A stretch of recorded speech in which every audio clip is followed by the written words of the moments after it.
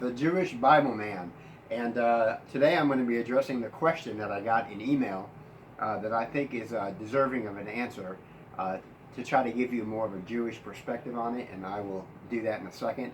But if you like what you hear, please remember to subscribe to my channel or give me a like, a thumbs up, or give me both. Both is good too.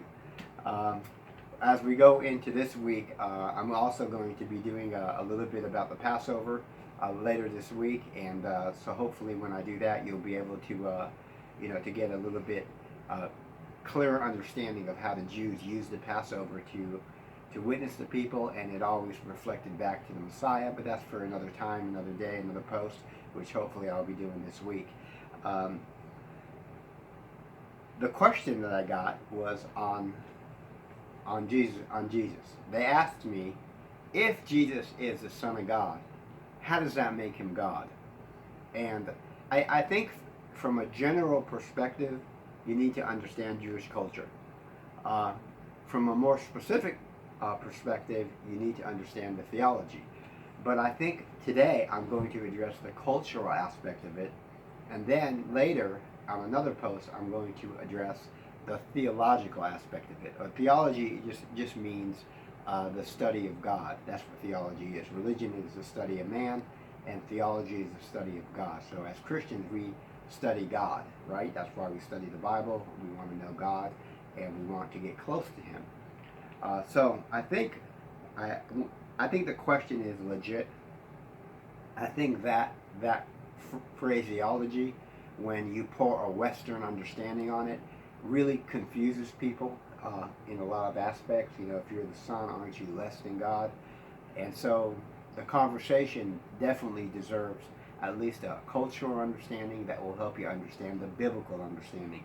John chapter 5, verses 16 through 18, it says this. It says, "For this reason the Jews were persecuting Jesus, because he was doing these things on the Sabbath. So he answered them, 'My Father is working until now, and I myself am working.' For this reason, therefore, the Jews were seeking all the more to kill him, because he not only was breaking the Sabbath, but he was also calling God his own Father, making himself equal with God."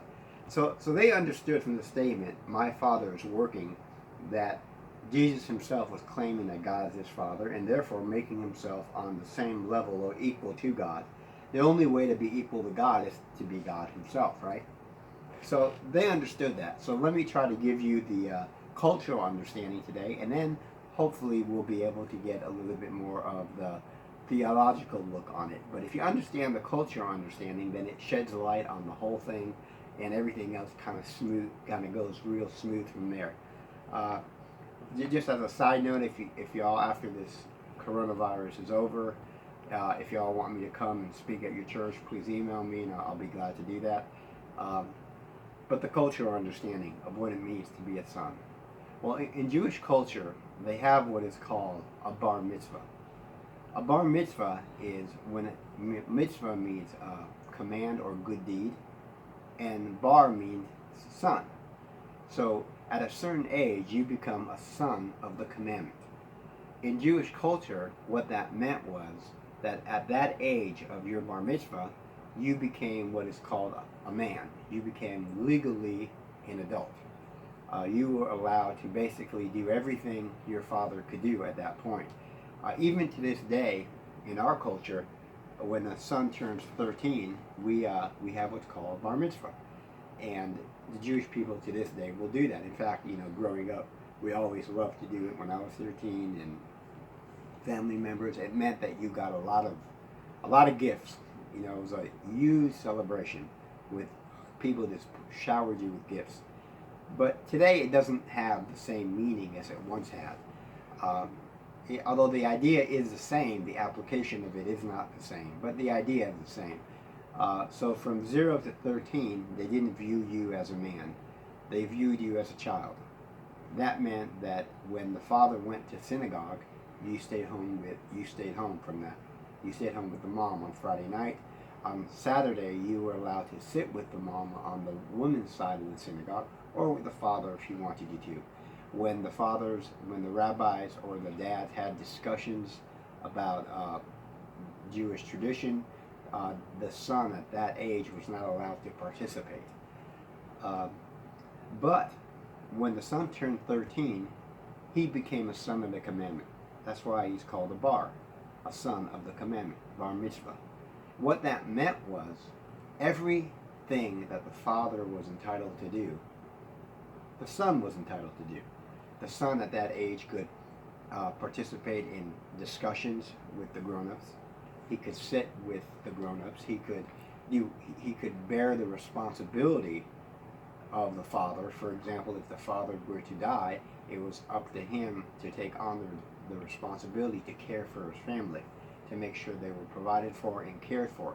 In other words, he was equal to his father on every level. Everything that the father had, he has. Every right the father has, he had, even under Jewish Talmudic and Midrash law, which is Jewish tradition, Jewish commentary. The son was entitled to all the rights of the father. He was equal to him in every way, but also had all the responsibility of the father. So when Jesus comes and he says to them that God is my father, they understood that he was making a reference to that kind of thinking. He was making a reference to his equality, that everything that the father has, he has.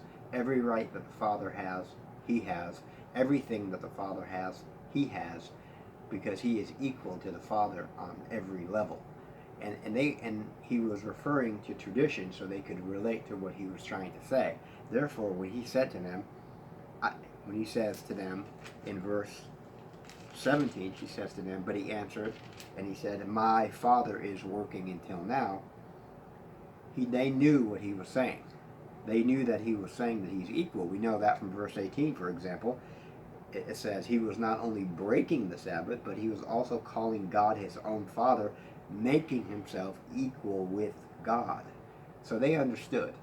Obviously, Jesus was making reference to something they could relate to, and he was telling them that he is God, he is equal to God, he is God, and everything that the Father has, he has, and because of that, they wanted to kill him, because they didn't believe any man should make himself equal to God, except that they missed one thing.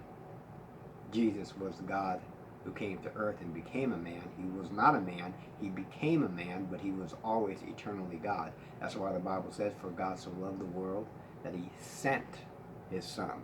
In other words, his son existed prior to becoming a person, because he sent him to become a person. And therefore, if God is his father, he is equal to God on every conceivable level. So I hope that answers the question, how can you be the Son of God and still be God or equal to God? And because of that, the Jews sought to kill him. I hope that answers the question. If you have any more questions, please feel free to email me. Again, if you like it, subscribe, and we will talk to you later. And hope everybody has a wonderful day and stay safe. And we'll talk to you soon. Bye-bye.